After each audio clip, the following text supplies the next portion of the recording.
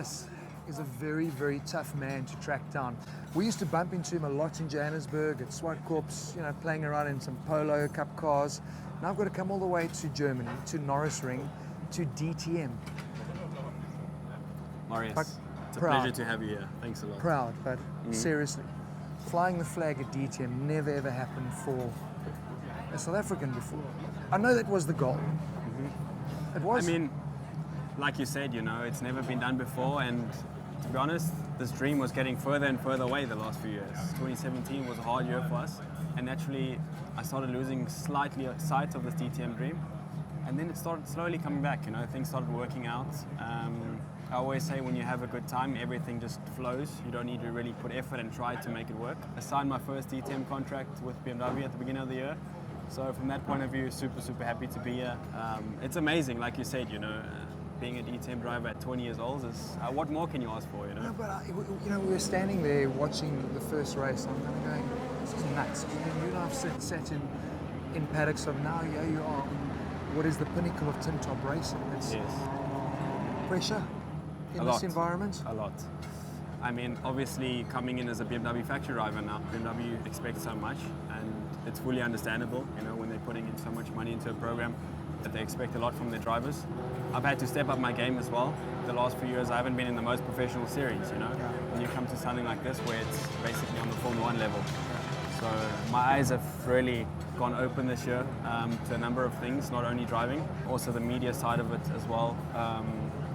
Just getting to grips with all these things. You know, the thing that I've always really respected with both you and your brother, and I mean that's the family, it's how you were brought up. Yes. Is you guys have always kept feet on the ground, very level-headed, but you understand the game. I mean, you can speak fluent German.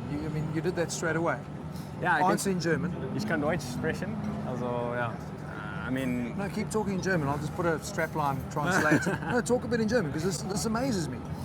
Ja, es ist immer schwierig zu machen, weil die Leute denken immer, dass ich nur Englisch kann und ich kann eigentlich Deutsch. Mein Vater hat gesagt, also seit 3 Jahren, dass ich Deutsch lernen muss, und es war eine sehr gute Idee von ihm. Let me tell you what he just said. So what he said now, it's not cool if I'm racing in the series, that's a German series, and I can only speak English. So my dad said to me, it'd be a good idea if I learn German. Exactly. So your German's not too bad either. You can reply in German as well. This isn't hard. I can understand.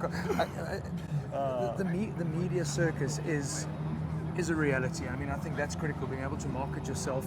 You've got to have an ability, and you've got an insane ability. You've got to, I imagine, want to have boxes that you want to tick in terms of deliverables, like maybe a podium after so many races, but you've got to put the car on pole. No one expected that. I mean, did they come to you and say, this is what we need from you, or have you set your own goals?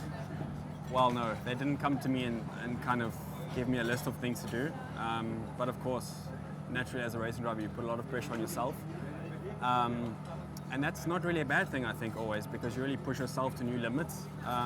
In Zolder I had my first pole, like you said. It came super quick. Not that I was surprised, because I knew we were capable of it.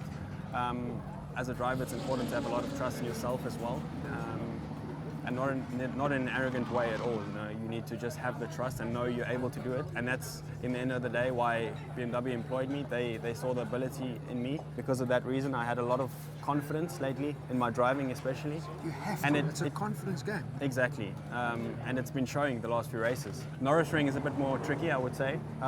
We've had a bit more of a hard time this weekend. It's such a hard track to learn as well. You would think no, because there's nothing to it. Go straight, fast. You would think it's a simple track, exactly. It's a street circuit, but I think those are often more difficult. I suppose grip levels aren't what they should be, because it's normally just a road. Exactly, But you've raced most of these circuits before when you were doing TT Cup. I've raced most of the tracks, but in saying that, even though I've been here in TT Cup, it feels like a new track.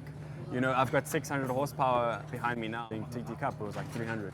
So I've got double the amount of horsepower, no ABS, no traction control, and this is all what makes it so tricky to drive this car, you know? And I can't believe you can get that performance out of a 2-litre engine. It's crazy. It's crazy. Yeah, it is crazy. Also with this year we have the turbo engine, like you mentioned. It's got a lot more power than last year especially. So naturally, there's so much power to put on, especially in Norisring. You know, you've got so limited grip, and you've got to put 600 horsepower down, which makes it extremely hard. And less aero, I imagine, yeah, because you actually don't want any drag to go straight. But then there are some critical braking points where you'd like a bit Some of critical downforce. ones, only braking from 290 to 50. How long does that take you? How many meters when you jump on the pedal for that? For turn one, we jump on the pedal in 125 meters. Believe it or not, this car's braking is insane. It's got the carbon ceramic brakes on, so when they're cold, they're not working at all. But when they're hot, they are working, and it does its job. So it's very good braking. Take me back to like the first test when you kind of had to qualify. There's that added pressure because you have to achieve certain things. What can you remember what you felt driving that car for the first time? I remember it so well. I was a nervous wreck, to be honest. Luckily, it came together. I kept my cool. But you know, as a 19-year-old being selected for a BMW test where you know there's a seat available, because normally these tests they test the drivers, but there's not always a seat available. And I knew there was one seat available, and there were only 4 of us drivers. So it was between 4 guys, you know, to put it all out there on one day. We each got a half a day of testing, so it wasn't a lot at all. I think I did 40 laps in total. What is your process then for calming down, for preparing yourself before a race? When you're in the car, is there like a system that you do?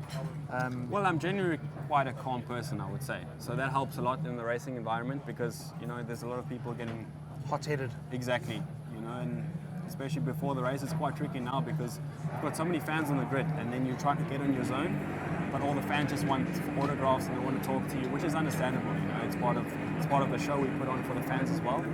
But it's very important as a driver to just calm down, you know, just focus on what you have to do and do the procedures right, because it's very easy to get sidetracked on the grid, for example, and not be in the zone. So I choose to go off the grid sometimes. Me and my manager come and sit in the truck and just have a chat, have a normal... Some downtime, talk about real things and not worry about the race so much. Real things, can be overwhelming. Exactly. Is it hard being away from home? I know you're so close to your folks. It's cool having your brother here, but that must be a big adjustment. It's been a couple of years now. It is. I always speak to mom and dad on the phone, and you know, it's nice hearing their voice, but it's not always the same as seeing them in person, and it is very hard, like you said.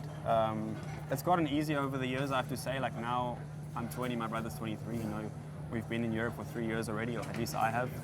And it's a very hard adjustment in the beginning to get your mind around because you're still in school, and I didn't even finish the last year of school. I was already in Germany. So it was a very big thing to get used to, let's say. And I think we've coped really well with it. I mean, me and my brother are living the life here. There's not a lot to complain about. I'm glad you said you are flipping living the life. I mean, I look at your Instagram and go, oh my word, is this for real? But it is for real. I mean, that's, you guys are so, like I said earlier, so down to earth and so chilled and grounded. And that makes us proud back home. We'll wrap up. You know massive talents coming out of South Africa. You know that. Challenges obviously are financial because of our rates of exchange. Yes. But you guys have pioneered, you, Jordan Pepper, even great having Jonathan Aberdeen, Tasman racing the W Series. Yes, 100%. You guys are pioneering and opening the gateway for the other South African talent that you know we have. What advice do you give them if this is a career they want to pursue? You made that call at a very early age growing up in the family. You were only ever going to be a racing driver. Yeah, it's very hard to say, you know. If I knew the magic recipe, I would for sure give it out, but it's just, you've got to be fully committed. You've got to really, for me, I had no plan B. I had no studying after school. I went directly for my dream. I had no side options, which is risky as well, because if it didn't work out, I would have a slightly bigger problem on my hands these days. But you just got to commit your mind to it. You've got to have the right support structure as well. Like you said, my family's been involved in racing for so many years. I grew up next to the racetrack. I grew up at the age of 6 already and sitting my ass in the go-kart. So it all starts younger, you know, and for me it's just about, like I say, putting everything into that one goal, because if you have a plan B, you're already thinking... There's a compromise. Exactly. You already don't have the right mindset, let's say, because you're already putting your mind somewhere else where it's only meant to be here. Finally, we're getting a good endurance race. Kyalami 9 hours back. Yes, man. Will we see you there? I mean, either in a car or maybe not. I mean, will you be there? I'll definitely be there. Whether it's with my ass in the race car or not, I don't know yet. There is something small in the pipeline. We have the BMW M6 GT3 there competing. So there's definitely room for me to be in a car. I'd love to have a go against my brother and Jordan in yeah. the Audi and the Bentley and show them the way in the BMW. You know, I think that's my goal. that's your goal. I think that would be our dream. Yeah. I think it's such a big thing for us to have that level of motorsport back, and to have all of our superstars there would be amazing. So let's hope it works out. 100%. And having my parents there to finally, I mean, not just my parents, but my grandparents, you know.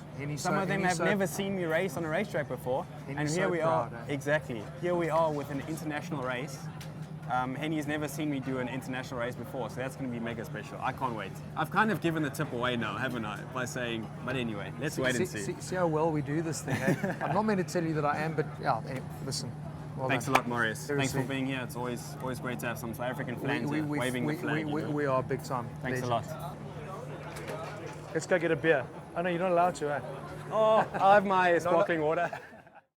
The Kyalami 9-hour was the Intercontinental GT Challenge season finale, taking place in November. And yes, Sheldon did get to race at home. Joining Martin Tomczyk and Augusto Farfus in the BMW Team Schnitzer M6 GT3. And yes, he also did get to show Kelvin and Jordan the way.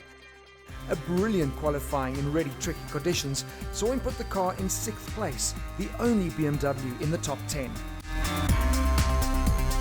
A win was on the cards too, as the team gambled on the race finishing under safety car conditions, but the chance for victory disappeared along with the apocalyptic rain, the race resuming with just under 30 minutes to go, and they had to settle for a solid 7th place finish.